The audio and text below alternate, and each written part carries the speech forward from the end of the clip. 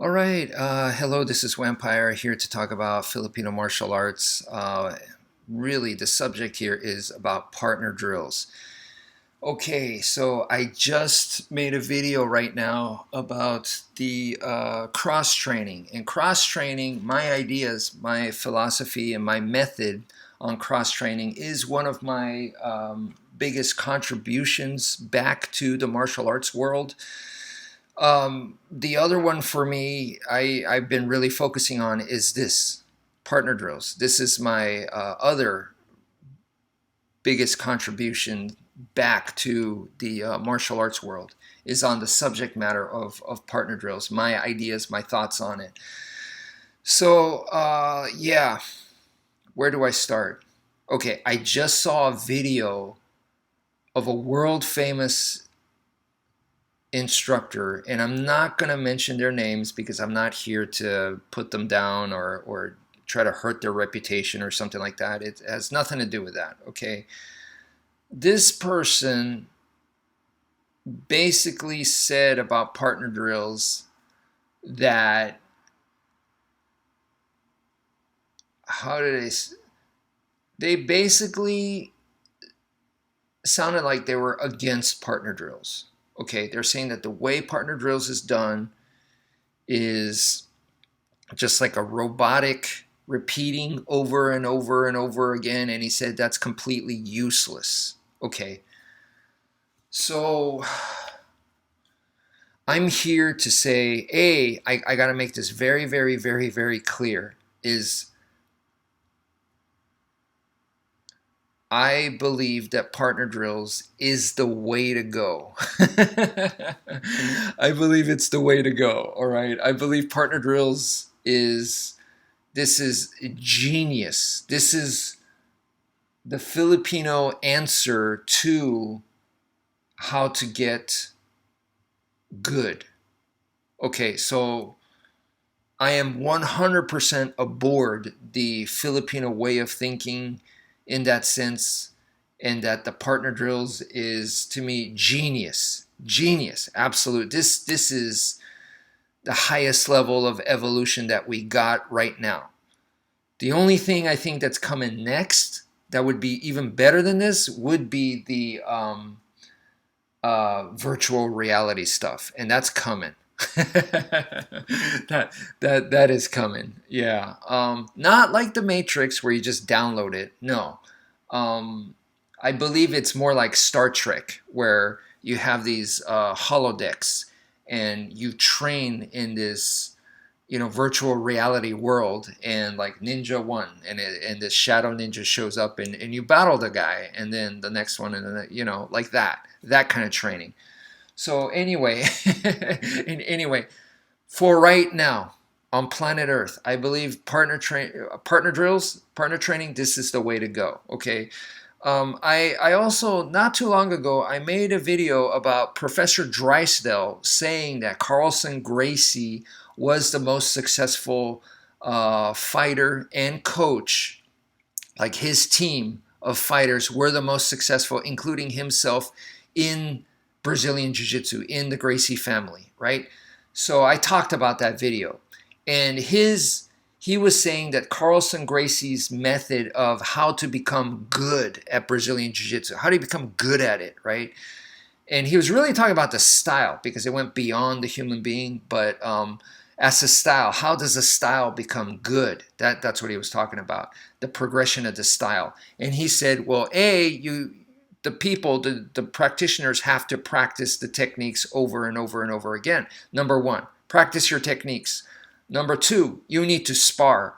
And this is where Carlson Gracie's method differed from the rest of the family. Was he sparred with everybody, and he brought in not just everybody, anyone and everybody. He brought in tough people. He brought in athletes. He brought in monsters into the gym to train with. So that's number two, is spar a lot. Number three is now you got to compete. You have to have a venue where you're going to sharpen and test your skills, where it's really, really money's on the line kind of thing. You got to put your mouth where your money is, or you really have to put it to the test. So practice a lot, spar a lot, and then go compete. That was his method of how you get good. Those were the three things, right? I 100% agree with that. In fact, when you look at, like, you see some of these style versus style videos, to me it's an antiquated way of thinking, but you still see that on YouTube, and you could definitely find the old ones on there where they have some kind of kung fu master and they put him up against a Muay Thai kickboxer or a MMA fighter. They put him up against a full contact fighter. So you got this Wing Chun guy or you got this Tai Chi guy, and they put him up against, like I said, a Muay Thai kickboxer, or to put him up against an MMA fighter. And 9 times out of 10, the traditional martial arts guy, the kung fu guy, gets annihilated, gets destroyed, right? And why? Why is that? And everyone says, well, it's because the difference is really in the way they train. These guys don't spar. The MMA people and the Muay Thai fighters, they spar full contact. So that's the difference. That's what they say, right? And I'm not going against that. I'm not disagreeing, okay? Because once again, Carlson Gracie, that was his method, right? He did the same thing. He sparred a lot. And sure, is that going to make you good? Well, I think they found out firsthand that the Gracie family, the family members that barely sparred in a tight-knit circle, in an inner circle where it's like only almost secretive and only the special students get to spar, okay? You got very, very limited sparring versus Carlson Gracie, where he said, hey, come on over. He went to the beach and found the biggest, strongest looking dudes. Come on over, come train. You look like you're a fighter. Come on, come on. And invited all these monsters. Who's going to be better? And so I am not against that. I am not disagreeing with that. I absolutely agree. I went through that myself. I wasn't there, but I had similar experiences where I sparred and I fought full contact. So I could attest to that. 100%. Okay. But is there another way? Is there a better way to get good without doing that? And I believe the answer is partner drills. The Filipinos found it. They found the answer. Okay. When I look back historically, and I have no evidence of this, this is just my own, me thinking, okay? I look at India, and, let me attribute, at least Asian martial arts, come from, let's say, India. Maybe there's somewhere before that, but as far as I could tell, and I'm going to give credit to India, right? Kalari Payatu is one of those styles. And you look at what they do, the way they train, we get to see it today because it's been passed along, thankfully, because it is a traditional martial art, and we get to see what Kalari looks like. And maybe it's different the way it's practiced today compared to 500 years ago or thousands of years ago. It might be different, but there's definitely some things that have been passed down. Okay. And I think they did a good job. Just saying. I don't know for certain because I don't have a time machine.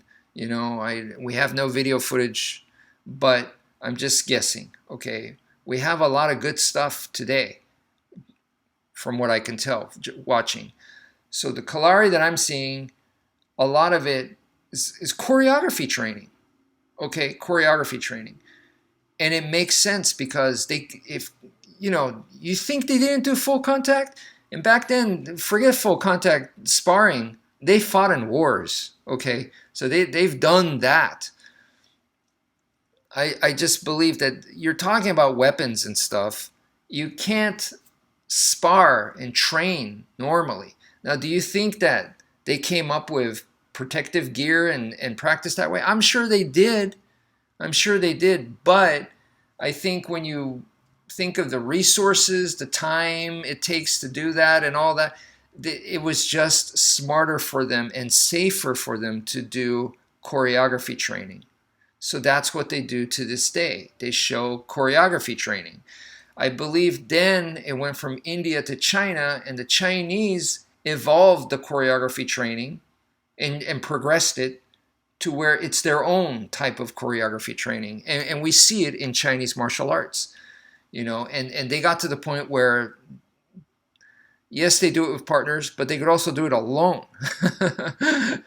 So I think they did a fantastic job there. Now that got passed down to the Philippines. It could have gone to Indonesia and then the Philippines, or it could have gone straight to Philippines. But I think both. It did both, right? So it went to Indonesia and came over. Silat got passed down to the Philippines and also came from China to the Philippines. Both cases. And then from there, the Filipinos evolved it and progressed it again. So it started with choreography training in India and then became the form training that you see in China. And then that further evolved into the partner drills that we see in Filipino martial arts today. Okay. So I feel that the Filipinos, genius, absolute genius. That's where it comes from, and it makes sense to me. Now, how is this related to the full contact fighting? I said that you cannot do the full contact fighting for two reasons. Number one, the full contact sparring type of training is you're going to get injured, period. And I've been injured, I don't know how many times. I've been injured badly too. You're just going to get injured, number one. So it's not a smart way to train. Number two, I'm not saying it's not an effective way. I'm just saying it's not a smart way to train. And then number two, this is something that's also extremely, extremely important, is that you cannot do it with everybody. So let's say I'm working on my triangle choke, right? So I'm do some BJJ and working on my triangle choke. Can I do that with Brock Lesnar? Can I do that with a Mark Coleman? Can I do that with a Don Fry? Of course not. I would get annihilated, and I would never get my triangle choke training in. So how is that a good way to train? It's not. It's not a good way to train. Okay, so the full contact sparring, you cannot do it with everybody. Now the partner drills, can I do it with Brock Lesnar? Yes. Can I do it with, someone that's like the Undertaker? I don't know how tall the Undertaker is. What, 6'5", 240 pounds, maybe more. Maybe 280, 260. Amazing athlete, just at an athletic level that I could only dream of. A guy that size doing crazy stuff. I remember he used to walk the top ropes when he was Mean Mark Callis. So anyway, amazing agility for a guy that size. Just doing, I can't do that. So anyway, can I do partner drills with people like that? Yes, I can. Can I do full contact sparring with someone like that? Absolutely not. Absolutely not. So that's the difference. And so partner drills is great because you're getting a lot of repetitions. How do you get good?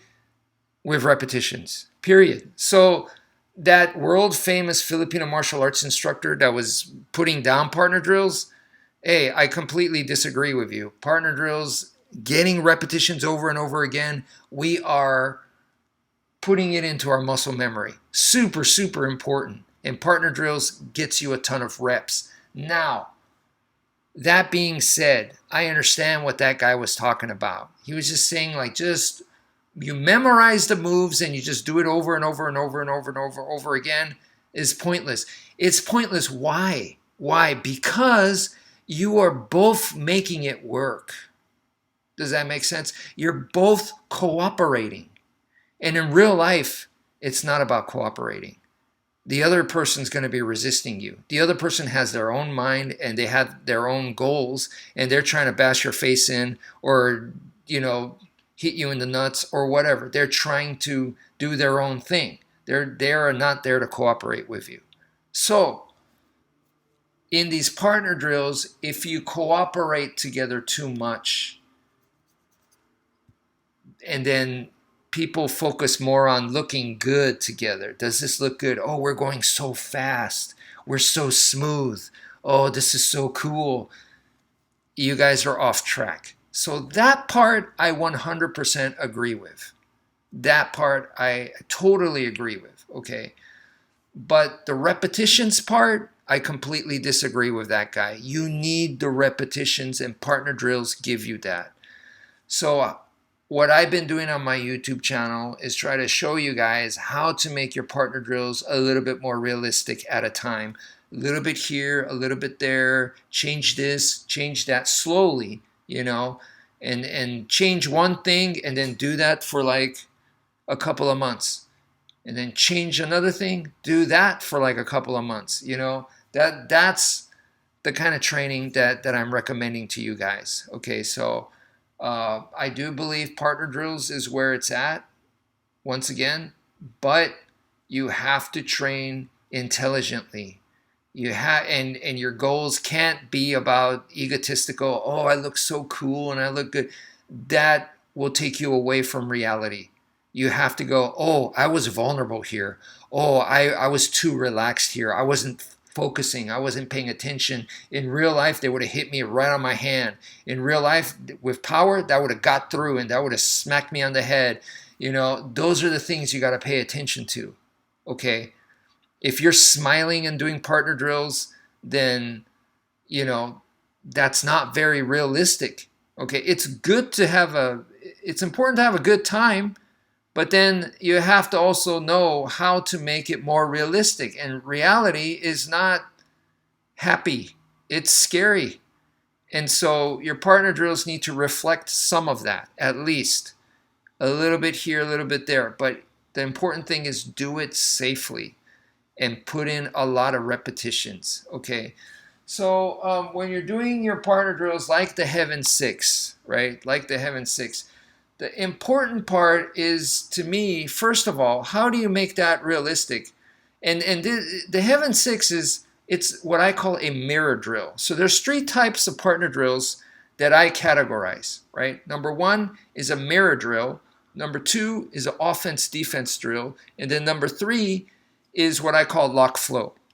So lock flow is kind of like a completely separate animal. So let's put that away. And so we're really going to focus on mirror and offense and defense. Okay, so to me, what's important with a mirror drill is you want to engage, disengage, engage, and disengage. This is, to me, important. Okay, it's not just about we're doing the Heaven 6, I'm going to do the Heaven 6, you're going to do the Heaven 6, and we meet at perfect timing. All that takes is that you guys time it right.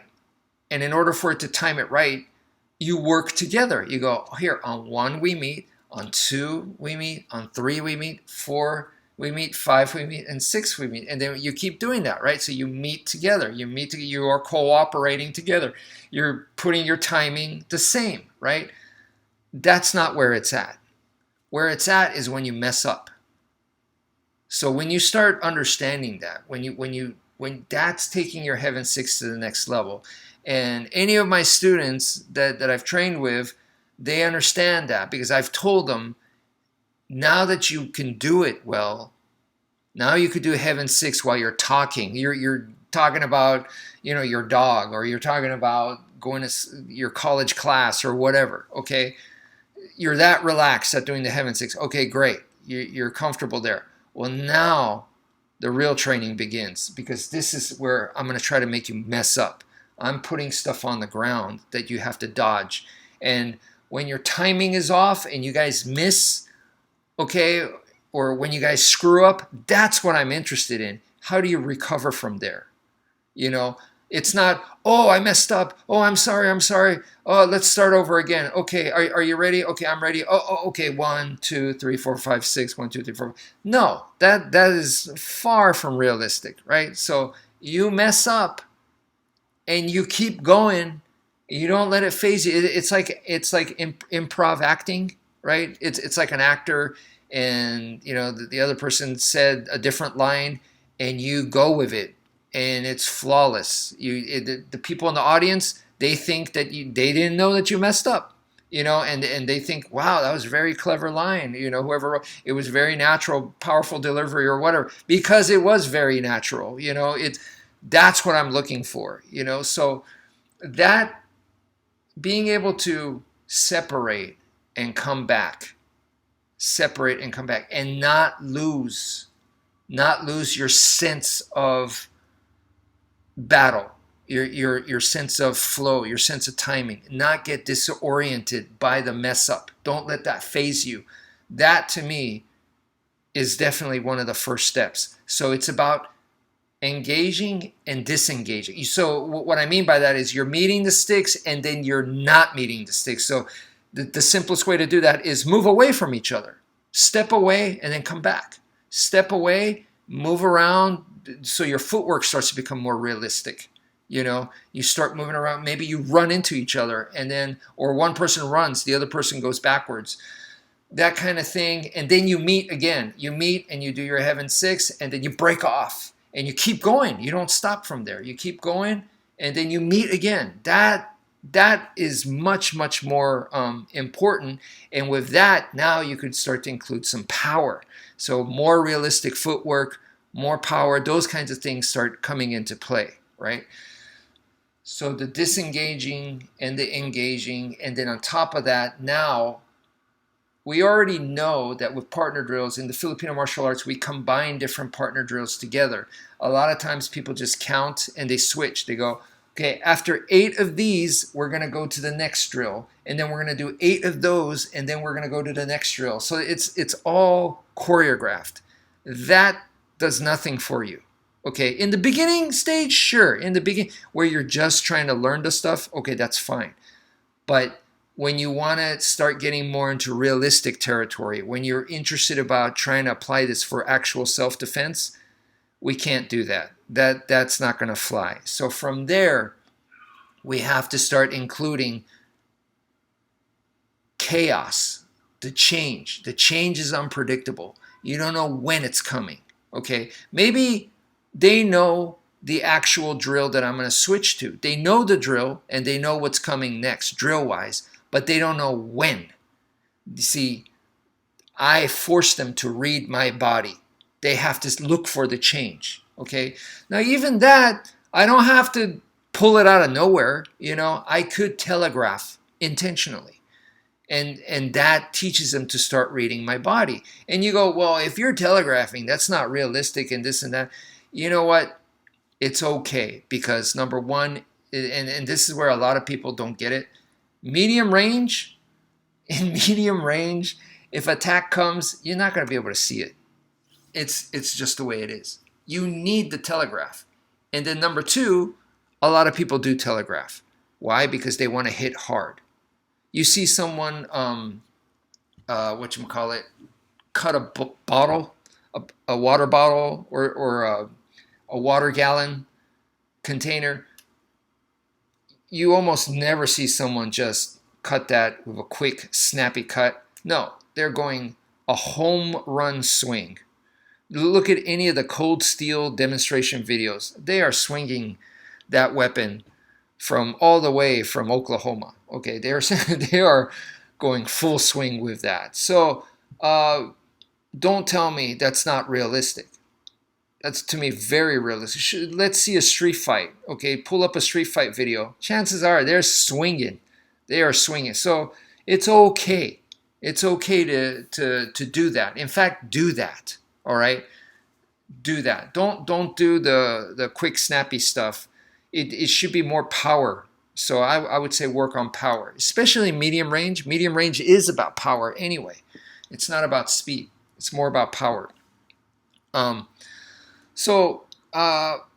Yeah.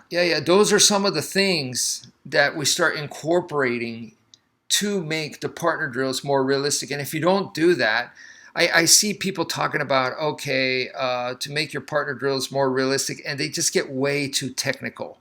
You're like, see this? I put my stick here. I put my hand over here. This one checks. Where would the stick go? There's only one way for the stick to go effectively, because if they don't, I'll counter with this, and then they're going to counter back with this. And, dude, it's not like a perfect chess match like that. No. No, there are people that they don't know any of that, and they'll beat your butt. They will beat your stinking butt all over the place, and they don't know anything about that. They don't know any of your moves. They don't care. They're just going to smash you. So at the end of the day, to me, people like that, they're going way too complicated, too complex, and they're letting their mouth cover. Because in class, they go, oh, right here, look at this. And they start talking, and we just don't get to see, and that's where it's almost like, dude, just shut up and spar. Okay, because they're so far gone off in their head with these complex stuffs that's so unrealistic. These people, yeah, they need a rude awakening, so they need to spar. They need to spar full contact to wake them up. So that's where the sparring exists for people like that. I was a knucklehead like that. I was, lost in my own head. So I needed the sparring to help correct me because I was way too stubborn, and I was in my head, I thought I had all the answers, So the sparring really helped. It really, really helped me. Unfortunately, I was that dumb, and I needed that, But once you start understanding, oh, real life is so chaotic. It's so dynamic. There's so much force and power involved. It's explosive. It's unpredictable. If you start understanding that kind of thing, then, your partner drill, it will change. It'll become technical in a different way, okay?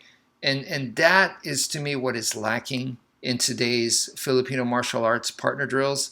I definitely feel like partner drills is the way to go, but I do feel like 90% or even higher of what I'm seeing in partner drills in the Filipino martial arts today is the wrong path, in my opinion. I definitely feel that it's no good, and I've been speaking out against it. I'm not against partner drills, and I'm not against Filipino martial arts. I'm just telling you guys that it needs to get evolved. It needs to progress in order for it to be useful in a self-defense or in a real-life situation. We need to do that, and I definitely do, in that sense, feel alone. I feel like I am the renegade in the Filipino martial arts community, and that's fine. That's fine. But I mean, it's not good because I'm not one of those people going, well, shoot, I feel like what I'm doing I could actually use in a street situation, but the rest of y'all don't, so I feel awesome about that. No, I'm not one of those people that would get off to something like that. I don't feel good about that. I just feel like a lot of people, and it's not me, it's not that I'm so great or something like that. I feel like so many people are their own worst enemies. They are just too busy with the ego and getting off to the wrong things, enjoying how good they look and focusing on stuff like that. And in some cases, really, to me, it gets culty. People are acting like even worse than the Filipino community, I think, is the tactical knife community. People training with knives. It's very, very culty. I don't like it. I like knife. I love knives. I love knives. And for me, Filipino martial arts, if you don't train in blade, I feel like you're missing out greatly. But in the tactical community, and I love tactical knives, I just feel like the people actually doing the tactical knife training is very culty. Brazilian Jiu-Jitsu people, I feel very culty. So it's very sad for me to see that in the martial arts world. And there's plenty of other traditional martial arts and stuff that they act very culty. And I think we need to step away from all that. So anyway, that's it for now. Thank you for viewing, and take care, folks.